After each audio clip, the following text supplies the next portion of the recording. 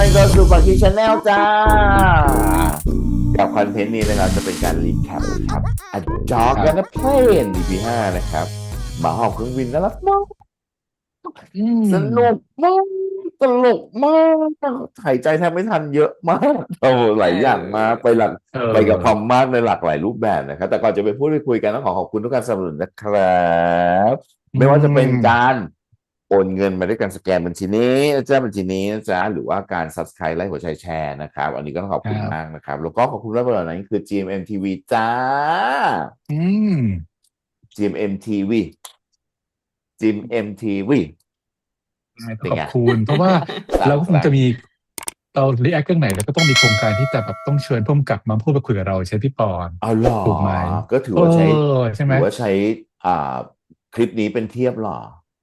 ใช่ไหมเออพี่ปอนต้องไปก็ลองดูจัดการก็ลองดูเชิญมาได้อืได้มได้เดี๋ยวขออนุญาตอันนี้อืมถือว่าใช้คลิปนี้เป็นเทียบก่อนนะครับคุณโจโจ้ครัอืมบแต่ถ้าสูตรยังไงเดี๋ยวจะหลังไมค์ไปนะจ๊ะว้าวอืมโอเคทุกคนเอาล่ะเราไปคุยกันดีกว่านะจ๊ะน่ารักอ่ะน้องริวน่ารักอ่ะโอ้ยนิวี่ก็น่ารักก็เลือกยากเลยใช่จะเลือกยากแต่เขาใช่ไม่เลือกเลือกยาก แต่ก็ เขาไม่เลือกเราใช่เขาเลือกเราใช่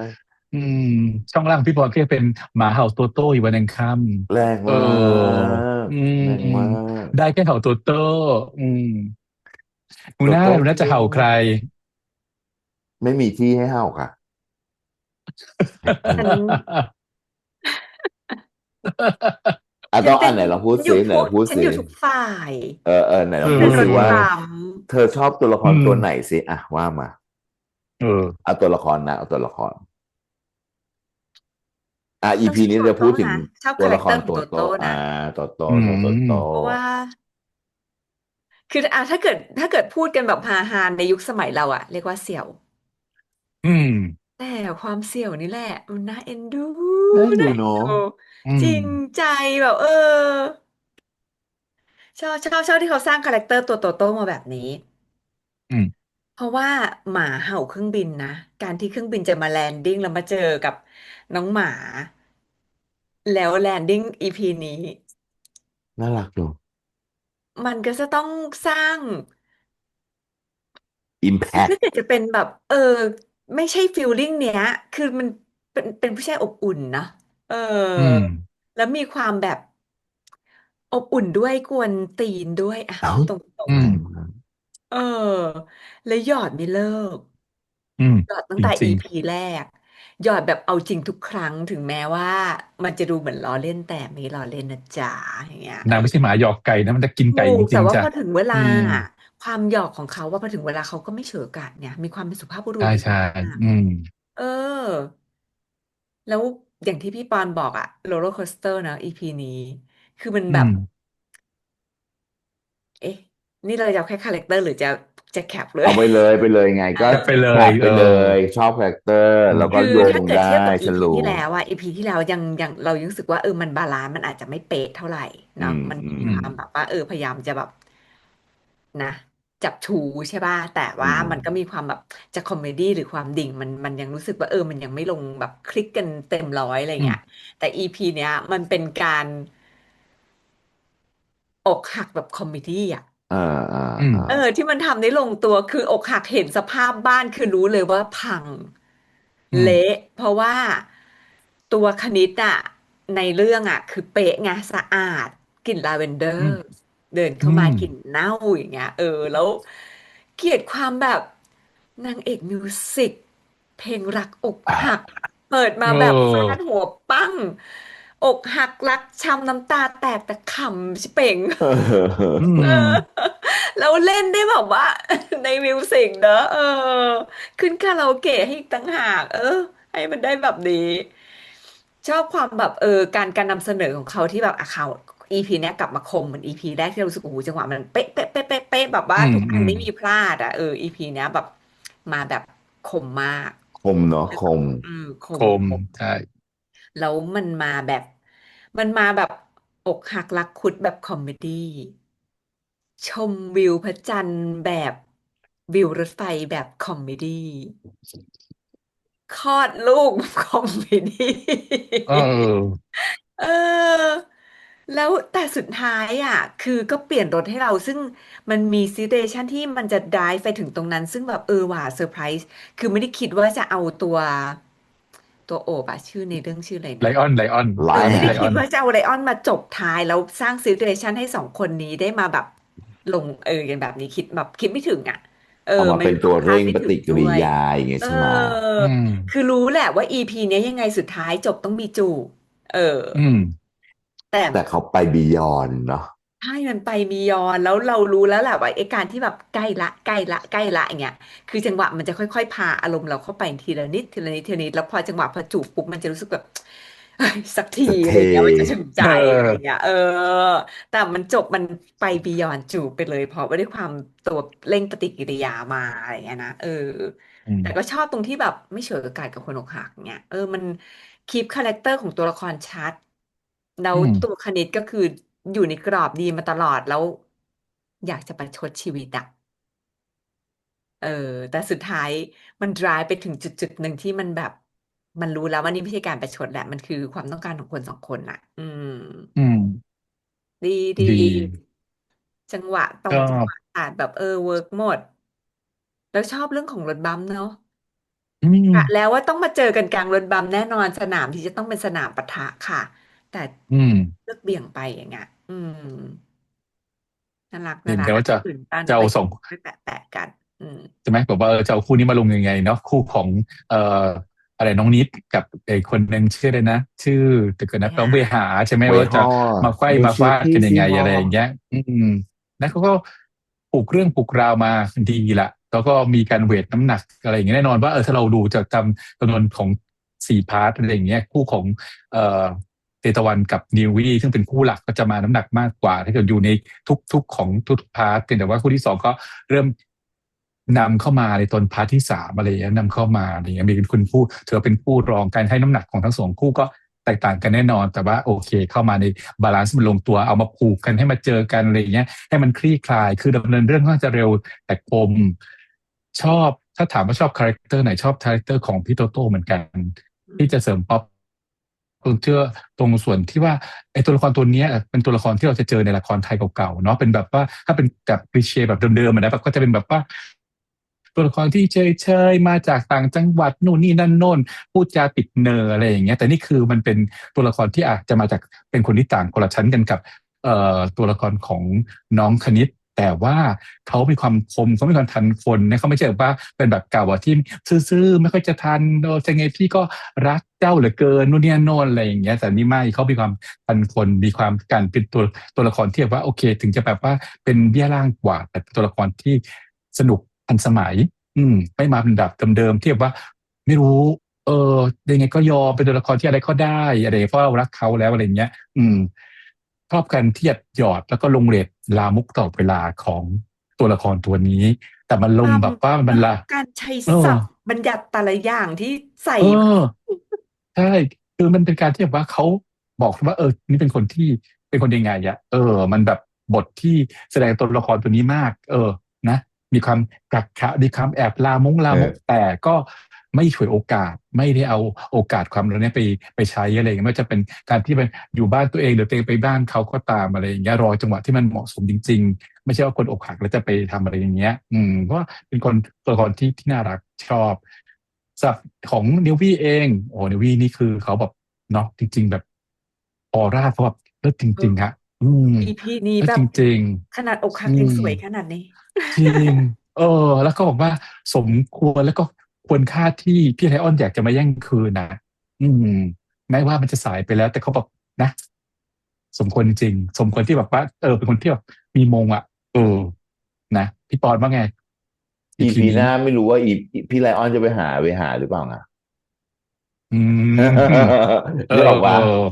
เอันนี้ก็ไปออโดนแล้วเดี๋ยวไปดีอีพีหน้าไปหาต่อดีกว่าเพราะว่าเอาว่าจริงแล้วว่าตอนนั้นน่ะมันเหมือนอีพีไลออนน่ะรักเวหามากกว่าคณิตด้วยซ้ำเหมือนกับจะใช่มาเลิกกับใช่คณิตแล้วจะไปหาอืม เวหาด้วยซ้ำนึกออกปะแล้วมาหาเวหาแล้วมาหาเวคณิตก่อนทำไมวะงงนึกออกปะเดี๋ยวต้องไปหาเวหาต่อแน่เลยอ่ะอีพีหน้าส่วนตัวพี่ชอบวันนี้เลยนะพี่ชอบคณิตจังเลยอ่ะ อืมพี่ชอบอืมพี่ชอบลีลาความไว้ตัวอืทันมคนแล้วก็แบบการ break the rules of อะไรวะคือเอาใหม่การ break เจตจำนงเสรีปกติที่ตัวเขาเองที่เป็นนะอย่างที่เราบอกเนาะการหนึ่งแหวกกฎตัวเองแหอืมวกกฎตัวเองอะไม่ว่าจะเป็นเรื่องกับแบบว่ากูอกหักกูสกปรกกูซกบกกูแบบว่าถมถุยชีวิตอะไรอย่างเงี้ยนะหนึ่งแล้วนะแล้วก็การที่แบบว่าเฮ้ยแบบ มีเซ็กอะต้องการเซ็กอะเอาเซ็กตอนเนี้ยอืมคือแบบมาเลยมาเอามาอะไรเงี้ยคือมันเหมือนแบบว่าอยากได้กันนักใช่ไหมอะไรอย่างเงี้ยอยากเอาเรื่องนี้เป็นอะไรอย่างเงี้ยมันแล้วรู้สึกแบบเหมือนแบบตายห่าแล้วมันมีความแบบทำให้ตัวละครและความเป็นมนุษย์อะมันชิดกันมากมันถ่ายเทความเป็นมนุษย์เข้าไปในตัวละครตัวนี้ได้อย่างแนบเนียนพี่ว่า คือจริงๆแล้วคนเราอกหักมันจะมีแบบนี้แหละแต่วิธีการเล่นที่เล่นเป็นคอมเมดี้แล้ววิธีการเล่นแบบสนุกมันมีอยู่แล้วแต่ข้างในจริงๆอ่ะโหมันระบมเนาะมันอืช้ำมชิบหายเลยอะไรอย่างเงี้ยแต่ว่าในขณะเดียวกันน่ะการที่มีใครเข้ามาในช่วงเวลาแบบเนี้ยบางทีมันไม่ได้เยียวยาอะไรหรอกแต่ว่าอย่างน้อยมันทำให้เวลาที่ผ่านไปอ่ะมันรู้สึกว่าเขาไม่ต้องเหงาไม่ได้อยู่ตัวคนเดียวอย่างที่เขาบอกอะ อืมแล้วพอมันเจอแบบนี้มากๆเข้าบ่อยๆเข้าอ่ะแล้วพี่เชื่อว่าคนคนนี้สามารถสัมผัสได้ถึงความจริงใจของโตโต้มันเหมือนอืมแบบช่วงเวลาที่คนที่มันแบบต่ำย่ำแย่ที่สุดแต่เขารู้ว่าเขามีทางไปนะแต่เขามาเจอคนที่เขาคอยพยุงให้อ่ะมันเลยเปิดใจได้ง่ายขึ้นไงมันมันคืออืมเอาเข้าจริงแล้วคือตัวละครตัวอย่างแบบคณิตเนี่ยส่วนตัวพี่ว่าอีพีเนี้ยมันเห็นความเป็นมนุษย์ฉายชัดมากในในวิธีการเล่นในวิธีการเป็นและในวิธีการคิดของตัวละครแล้วโดยเฉพาะอย่างยิ่งการที่มันแบบในที่สุดแล้วอะมันคว้าคอเขามาจูบเองเลยเห็นปะอืมคืออืมคือมันรู้แล้วว่าแบบมันต้านไม่ไหวหรอกมันทานไม่ไหวอืมหรอกเพราะมันรู้อยู่แล้วคือตอนเนี้ยคือมันแพ้ไปแล้วมันแพ้ให้อืมกับหัวใจที่เขาทุ่มเทมาให้เรามันแพ้ให้กับความดีมันแพ้ให้กับรอยยิ้มมันแพ้ให้กับแบบว่าคนที่เข้ามากลบความเศร้าหมองของชีวิตอะ อืมแล้วคนที่เข้ามากบคนเนี้ยมันทำให้เราได้เห็นอะไรแบบใหม่เยอะมากได้เรียนรู้อะไรเยอะมากได้ทำคลอดได้อะไรอย่างเงี้ยมันออกจากเซฟโซนไปไกลมากใช่ใช่แล้วมันไม่ได้ออกจากเซฟโซนไปไกลแค่ก้าวเดียวมันออกจากเซฟโซนไปไกลถึงความห่วงใยคนอื่นน่ะอืมอย่างการแบบว่าการที่มาบอกว่าอุ้ยแล้วเด็กคนนี้โตมาเขาต้องมาขอบคุณคุณแน่เลยอะไรอย่างเงี้ย แล้วโตโต้ก็พูดว่าไม่หรอกขอแค่เป็นดีของสังคมก็พออะไรเงี้ยคือตอนเนี้ยคำพูดแบบเนี้ยมันเข้าไปทัชความรู้สึกของคณิตแน่อืนอนมพี่มั่นใจมากว่าการพูดแบบนี้แหละไอความเสี่ยวที่แบบที่เราสมยุคสมัยเราอย่างเงี้ยมันจะบอกโอ้โหนี่มันเสี่อืมยวเสี่ยวคำพูดคำจามันแบบโอ้โหโลกสวยชีวิตชีวาต้องบอกว่าโอ้โซเชียล e ค u r i t y อันดับหนึ่งของโลกอะอีดอกคือพูดวิธีการอย่างเงี้ยนึกออกไหม แต่มันทำให้เรารู้สึกแบบเฮ้ยคนคนนี้หัวใจมันบริสุทธิ์จังเลยว่ะคนคนนี้มันหัวใจอบอุ่นจังเลยว่ะแล้วทำแล้วนี่ที่สำคัญที่สุดเกิดรู้ไหมคนคนนี้แม่งทำลายน้ำแข็งในหัวใจเราได้จริงๆว่ะมันอ่อนยวบลงอ่ะหลังจากที่เจอคนแบบเนี้ยมันทำให้อืมหัวใจกลับมาเต้นได้อีกครั้งนะเอาตรงคนแบบเนี้ยคือพี่รู้ช่วงอกสึกว่า หักเจอแบบเนี้ยแบบนึกออกไหมว่าหายเศร้านะหายเศร้านึกออกไหมอืมคือจใช่ริงๆแล้วอ่ะอย่างคาแรคเตอร์ของตัวโตโต้เนอะมันจะสนุกอะไรอย่างเงี้ยแต่ว่ามันมาเวนี้ตลอดอย่างมันอืมาเวมอืมแบบอย่างนี้ตลอดอะไรเงี้ยแล้วก็แต่ชัดเจนว่าเขาชอบมันตั้งแต่แรกไม่ไม่ใช่หมายถึงว่าแบบอยู่หมายถึงวิธีเออเล่นน่ะก็สนุกกวนตีนพูดเล่นดึงคนนั่นนี่นู่นมีดราม่าบ้างเบาๆเบาๆอะไรอย่างเงี้ยอืมอืมแต่วันเนี้ยEP เนี้ยคือพี่รู้สึกว่าคณิตมันดิ่งแล้วมันทำให้เรามันจมไปกับความเป็นความบอบช้ำของชีวิตอะ อืที่มนุษย์มทุกคนอาจเคยเจอบางคนอาจจะไม่ช้ำขนาดนี้ก็ได้หรือบางคนช้ำกว่านี้ก็ได้อืมแต่เขาพาเราไปในพื้นที่ที่เฮ้ยนี่แหละมันคือมันเป็นเชดออฟไลฟ์ของเราจริงๆมันเป็นช่วงหนึ่งที่เงามืดมีเข้ามาครอบคลุมชีวิตเราแล้วเขาแต่ว่าวิธีการถ่ายทอดของแนวซีรีส์อะเนาะมันก็เลยออกคอมเมดี้อะไรอย่างเงี้ยใช่แต่ว่าในได้ดีขณะอืใช่มแต่ว่าในขณะที่มันออกคอมเมดี้ก็จริงอ่ะแต่ว่าในดวงตาของนักแสดงอ่ะ มันฉายชัดนะว่ามันอืมมันมันไม่อยากทำอะไรแล้วมันอยากนอนอยู่กับห้องจริงๆลุกก็แบบไม่อยากลุกอะไรอย่างเงี้ยไม่อยากทำไม่อยากนู่นนั่นนี่ไปหมดอะไรอย่างเงี้ย แต่พอได้ลุกขึ้นมาแล้วก็คนคนนี้เขาพาเราไปแตะเรื่องราวที่เราไม่เคยทำไปแตะรสชาติที่เราไม่เคยกินไปดมกลิ่นที่เราไม่เคยได้กลิ่นอะไรเงี้ยมันโหชีวิตมันกลับมาใหม่เนาะใช่พอชีวิตมันกลับมาก็เป็นใหม่มันต้องหวนดูแล้วเนาะว่าคนที่พยุงและพาเราไปแบบสัมผัสกับเรื่องราวเหล่านี้คือใครอ่ะพี่ก็รู้สึกว่าก็เป็นอลาดินครับอลาดินกับเจ้าหญิงจัสมิน นะ A Whole นะ New นะ World อ่ะเอาโฮไปนี่พบดินแดว่าน Real World อย่างเงี้ยโอ้เอาไปพบดินิว นแดนใหม่เออแต่ แต่ใช่ว่าไอ้นี่ด้วยไหมพี่ปอนเพราะว่าคู่เนี้ยพอเขาอยู่ด้วยกันน่ะมันน่าดูมันมี เคมี energy เขาดีของ energy อืคือ ม energy ของเตกันเตนิวอ่ะมันตีกันโดยธรรมชาติอยู่แล้วนึกออกปะนี่เป็น อืม energy เแต่ว่าออพอ energy ตอนที่มันเป็นคือพี่ว่าสองคนเนี้ยพอมาเล่นเป็นเขาอะคณิตกับโตโต้อ่ะพี่รู้สึกว่าแบบเฮ้ยความเป็นเตตะวันมันหายไปเยอะมากนะอืแล้วความอืมเป็นนิววี่เองก็หายไปเยอะมากอ่ะเรารู้สึกแบบโหมันแบบตายห่าแล้วเคมีแบบนี้มันเกิดขึ้นง่ายจังเลยว่ะคือรู้สึกว่าพอคู่นี้สองคนอยู่ด้วยกันน่ะเวลของการ acting อ่ะมันมาบาร์อย่างนี้แล้วมันใช่เท่ากันแล้วมันจุกใช่ จุกจุกจุกอืมจุกจุกจุกจุกจุกอย่างเงี้ยคือแบบเหมือนตีเทนทัรู้ใจนิสกันตีกันอ่ะไปตีเอฟมาตีเฟกต์ดีไปตีมากอ่ะจัเอองหวะมันเลยอืโป๊ะมอ่ะอืมเอจังหวะมันเลยคอมอะไรอย่างเงี้ยอันนี้พี่ว่ามีผลอืมมีเห็นกันอะไรเงี้ยในขณะเดียวกันเห็นไหมว่าของม่อนกับริวอ่ะจังหวะยังไม่คเออมเท่านี้อ่าเออใช่อืมจังหวะมันยังไม่คมคาแรคเตอร์ต่างกันใช่แต่จังหวะมันควรจะต้องคมอัอืนเนี้ยคือมมันยังเหมือนแบบมันยังมีความไม่เชื่อมอะไรบางอย่างอะไรอย่างเงี้เหมือนยแล้วแบบเฟรนิวค่ะอาจจะแบบเจอกันบ่อยเหมือนอ่าเริ่มถูกรู้จังเขาเป็นหวะรู้สิบปีสไตล์แล้วอ่ะ เป็น10 ปีแล้วอ่ะใช่เป็นคู่เป็นสิบปีเป็นคู่เป็นสิบแล้วอ่ะปีแล้วอืมเราม่อนกับริวเพิ่งจะมาเองอะไรเงี้ยใช่แต่ว่าม่อนกับริวก็เป็นคนเป็นผลงานของคุณโจโจ้ทั้งสองเรื่องเลยนะอ่าที่อืมผ่านมาก็คุณโจโจ้เรื่องนี้ก็คุณโจโจ้อีกอซึ่งย่างหนึ่งเดี๋ยวไปค่อยแตะพี่ปานจเอบกันอซึ่งใดๆเวลาพอนักแสดงมันเล่นดีปุ๊บอะมันทำให้คาลิสมาของตัวละครมันฉายอืชัดมาก มอืมฉายชัดมากนิววิสวยแบบสวยปาฏิหาริย์สอืมวยแบบโอ้ย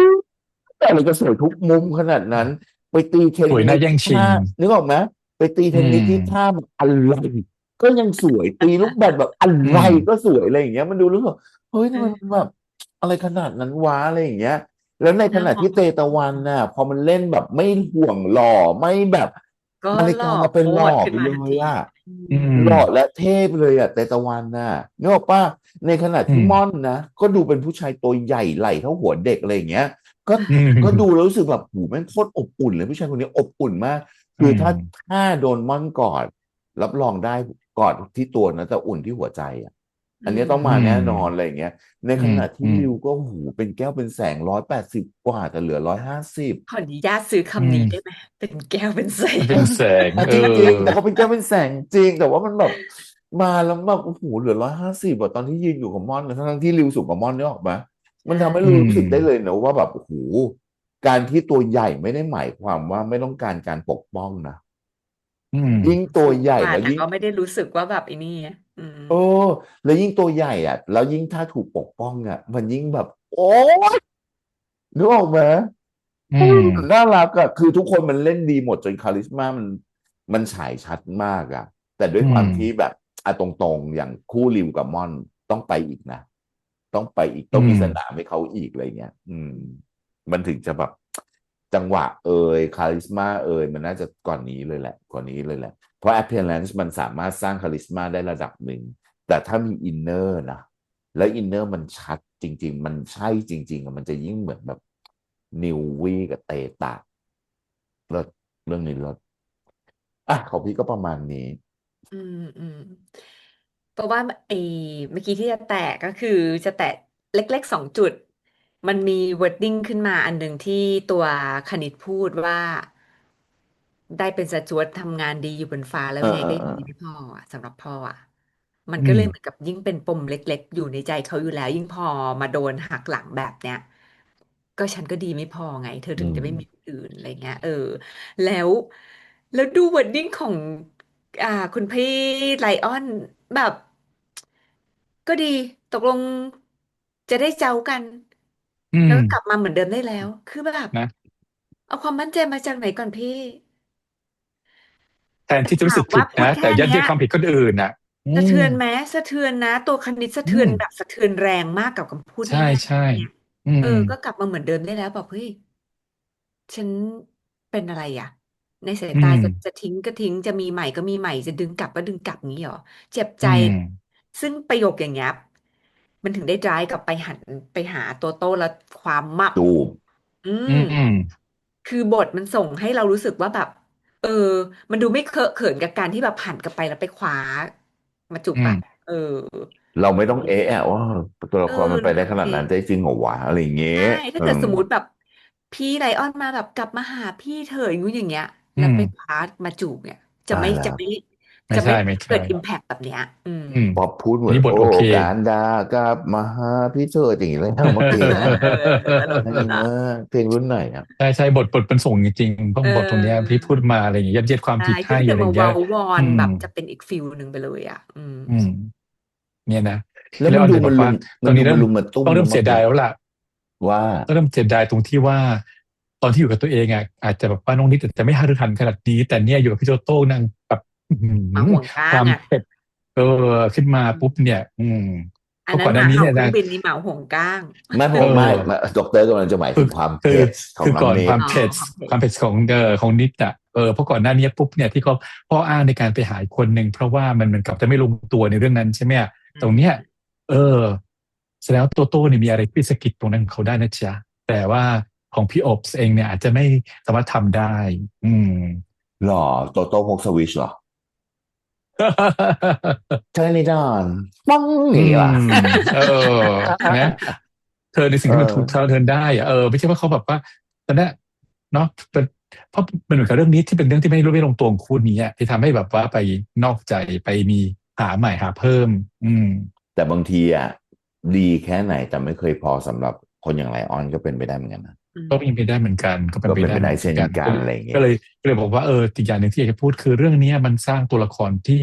เราสามารถเห็นในชีวิตจริงของเราได้แม้จะจริงมีความเป็นตลกมีความเป็นคอมเมดี้ก็ตาม ตัวละครเหล่านี้คนเหล่านี้เป็นคนที่เป็นเพื่อนเป็นพี่เป็นน้องเป็นคนที่เราเคยเจอมาทั้งนั้นก็เลยบอกว่ามันมีความแตกต่างในเรื่องที่เราจะพูดกับวายทั่วไปเพราะวายส่วนใหญ่ตัวละครไม่จะเป็นตัวละครในขนบมีความแบนได้จริงๆแล้วเพราะว่าแบนก็อืมคือว่าสมบูรณ์แบบตรงนี้นั่นโน่นตัวนี้ตัวละครทุกตัวมันมีทั้งข้อดีข้อเสียมีความเป็นมนุษย์ปุถุชนของเราอะรู้สึกว่ามันดูซีรีส์แล้วปุ๊บมันพอจะเห็นตัวละครตัวเองอยู่ในตัวละครบ้างเพราะว่า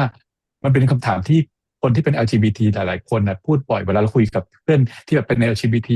บอกว่าดูซีรีส์วายแล้วมันไม่ค่อยสนุกเลยรู้สึกว่าไม่เห็นตัวเองในเรื่องอะไม่เห็นตัวละครที่แบบว่ามันคล้ายกับมีตัวเราความเป็นมยนุษย์เงี้ยเอออะไรอย่างเงี้ยทีนี้ผมว่า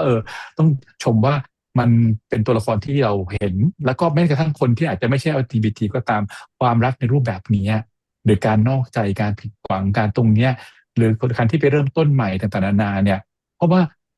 ตัวละครวายบางทีมันบริสุทธิ์เหลือเกินจะต้องแบบว่าไม่เคยมีแฟนมาก่อนไม่เคยต้องมือชายไม่ต้องอะไรทั้งสิ้นมันเหมือนละครไทยในขนบโบราณถูกไหมนี่คือแบบว่าฉันเคยผ่านคนนี้มาก็จริงฉันพร้อมจะเริ่มต้นใหม่ ไม่ต้องไปนั่งถามหาความบริสุทธิ์เธอต้องเป็นสาวบริสุทธิ์ก่อนจะมาเจอกับฉันนี่คือมันคือวายในขนบถูกไหมต้องไม่เคยผ่านเคยเลยฉันไม่เคยรักใครมาก่อนรักผู้ชายคนนี้แหละเป็นคนแรกแต่เนี้ยละครของคุณโจโจ้มั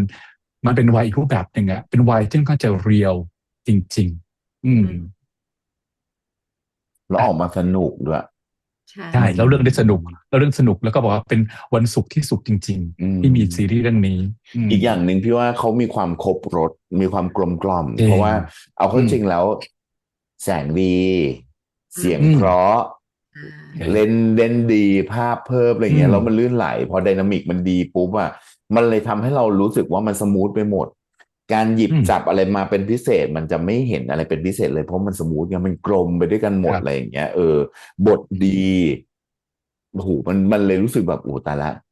สนุกจังเลยอ่ะหลังจากดูปุ๊บแล้วพอดูปุ๊บอะแล้วมาย้อนอ่ะทุกคนลองย้อนนะเหมือนที่ด็อกเตอร์บอกอ่ะอะไรก็แล้วแต่ที่มันมีความเป็นมนุษย์อยู่ในนั้นน่ะมันจะทำให้เรารีเลทเข้าไปได้ง่ายมากพอรีเลทปุ๊บดรมันก็จะรีเลทได้จริงเหรอเป็นอันนั้นมันมนุษย์เนี่ยก็มันรีเลทสิเพราะว่ามีมนุษย์ต้องตรงข้ามกับอย่างเงี้ยมนุษย์ว่าโลกธรรมมีนิติอืฉินก็ต้องมีม นินทะมีชอบก็ต้องมีแหละปกติ ลูกกลับมาเร็วๆช่องนี้รังแก เอออืมก็ก็ก็เป็นเรื่องปกตินะที่ทำให้เราอืมรู้สึกว่า ถ้ามันมีอะไรกับรีเลทกับเราแล้วมันจะทำให้เราใกล้กับเขามากขึ้นมันเป็นเรื่องปกติเลยทุกคน ใช่ แล้วมันก็เป็นเรื่องปกติเหมือนกันที่พอเราดูปุ๊บแล้วเราจะกลับมาย้อนดูตัวเองหลังจากที่เราดูซีรีส์ อืม ไม่ว่าเรื่องราวเหล่านั้นจะผ่านรอยยิ้ม แต่เอาเข้าจริงแล้วมันอาจจะทำให้เรายิ้มแบบโอ้โหปวดหัวใจอยู่ในข้างในนั้นก็ได้ ใช่ เพราะว่า ใช่ ในขณะที่เรายิ้มอาจจะเป็น